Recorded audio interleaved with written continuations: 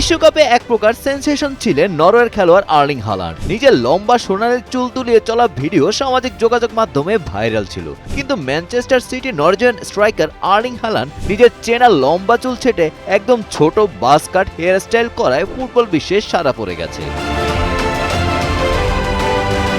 নতুন এই লুকে ইংলিশ প্রিমিয়ার লিগের ২৬-২৭ মৌসুমের প্রথম ম্যাচে বোর্নমাউথের বিপক্ষে মাঠে নামেন। তবে সিটির ইতিহাস স্টেডিয়ামে নিজের ২০০তম ম্যাচে গোল পাননি এই গোল মেশিন। পুরো ম্যাচে তাকে বেশ নিষ্প্রভ লেগেছে।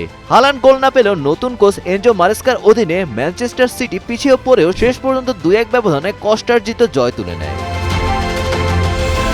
চুল কাটার পর হালান্ডের নতুন লুক নিয়ে তার সতীর্থ ও সাবেক ফুটবলারদের মধ্যে বেশ মজার প্রতিক্রিয়া দেখা গেছে।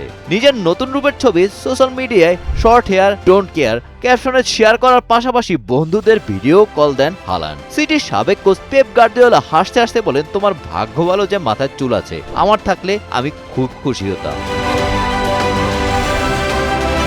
অন্যদিকে সাবেক সতীর্থ জ্যাক গ্রিলিশ মজা করে বলেন, নতুন লুকে হালান্ডকে দেখতে এখন ১০ বছরের শিশুর মতো লাগছে। সুইডিশ তারকা জাতান ইব্রাহিমোভিচ কৌতুক করে বলেন, তুমি কি কোনো বাজি হেরেছো?